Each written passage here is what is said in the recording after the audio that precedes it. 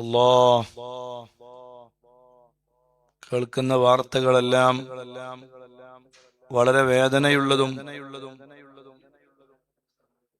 വിഷമിക്കുന്നതുമായ വാർത്തകളാണ്. അതുകൊണ്ട് എല്ലാവരും അള്ളാഹുവിനോട് ആത്മാർത്ഥമായി ദുആ ചെയ്യണം. ഖുർആൻ ഓതിയും ഇസ്തിഗ്ഫാർ ചൊല്ലിയും എല്ലാവരും അള്ളാഹുവിനോട് നിരന്തരമായി ചോദിച്ചുകൊണ്ടേയിരിക്കണം. ഏത് വലിയ പ്രതിസന്ധികളുടെയും ഘട്ടങ്ങളിൽ എല്ലാവരെയും ഇസ്തിഗ്ഫാറിനെ വർദ്ധിപ്പിക്കണം. എല്ലാവരും ആദിയിലാണ്. കാരണം ഖത്തറിൽ വേദനാജനകമായ വാർത്ത കേൾക്കുന്നു, ബഹ്റൈനിൽ വേദനാജനകമായ വാർത്ത കേൾക്കുന്നു, അബുദാബിയിലും ദുബായിലുമൊക്കെയും വലിയ ശബ്ദത്തോടുകൂടെയുള്ള സ്ഫോടനങ്ങൾ ഉണ്ടായി എന്ന് കേൾക്കുന്നു. ഇങ്ങനെയുള്ള ഒരു ഘട്ടങ്ങളിൽ നമ്മൾ അല്ലാഹുവിലേക്ക് ഇസ്തിഗ്ഫാറുമായി കൂടുതൽ എല്ലാവരും അടുക്കുകയും എല്ലാവരും ഇസ്തിഗ്ഫാർ ധാരാളമായി വർദ്ധിപ്പിക്കുകയും ചെയ്യണം. മഹാനായ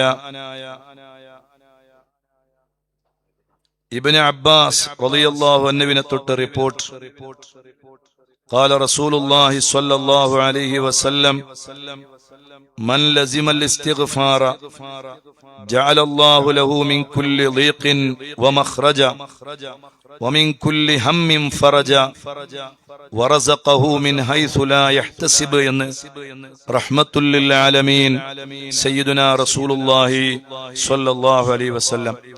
ഒരാൾ മൻ ലസിമൽ ഇസ്തിഗ്ഫാറ, ഇസ്തിഗ്ഫാറിനെ ഒരാൾ പതിവാക്കിയാൽ, ജീവിതത്തിന്റെ ഭാഗമാക്കിയാൽ, ജഅലല്ലാഹു ലഹു മിൻ കുല്ലി ദീഖിൻ മഖ്റജ, എല്ലാ കഷ്ടപ്പാടുകളിൽ നിന്നും എല്ലാ പ്രയാസങ്ങളിൽ നിന്നും, വമിൻ കുല്ലി ഹമ്മിൻ ഫറജ, എല്ലാ മനോവേദനകളിൽ നിന്നും എല്ലാ ബുദ്ധിമുട്ടുകളിൽ നിന്നും അവനിക്ക് വലിയ പരിഹാരം അതുകൊണ്ട് ലഭിക്കുമെന്നും, വറസഖഹു മിൻ ഹൈസു ലാ യഹ്തസിബ്, വിചാരിക്കാത്ത വഴിയിലൂടെ അവനിക്ക് അല്ലാഹു റിസ്ഖിനെ, ഭക്ഷണത്തെ നൽകുമെന്നും, റിസ്ഖ് എന്ന് പറഞ്ഞാൽ അതിലെല്ലാം പെട്ട് എല്ലാം അല്ലാഹു നൽകുമെന്ന് റഹ്മത്തുൽ ലിൽ ആലമീൻ സയ്യിദുനാ റസൂലുള്ളാഹി സ്വല്ലല്ലാഹു അലൈഹി വസല്ലം.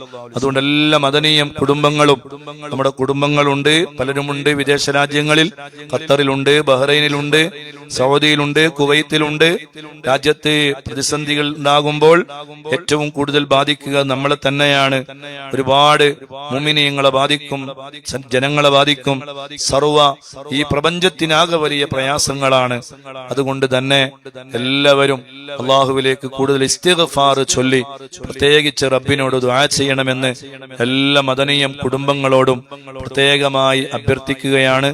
എല്ലാവരും അനാദിക്കുകൾ ഇസ്തിഗ്ഫാർ ചൊല്ലിയിട്ട് ഇനിയുള്ള റമദാനിന്റെ സമയങ്ങളിൽ റബ്ബിലേക്ക് എല്ലാവരും അടുക്കണം. പ്രത്യേകിച്ച് ഇസ്തിഗ്ഫാറിന്റെ 10 എല്ലാവരും അത് മനസ്സിൽ കരുതി, ആരും അതിൽ യാതൊരു വൈമനസ്യവും കാണിക്കരുത്, ഒരു കുറവും വരുത്തരുത്, നിരന്തരമായി അത് ചൊല്ലിക്കൊണ്ടേയിരിക്കണം എന്ന് എല്ലാവരോടും ഓർമ്മപ്പെടുത്തി ചെറിയൊരു ദുആ കഴിഞ്ഞ്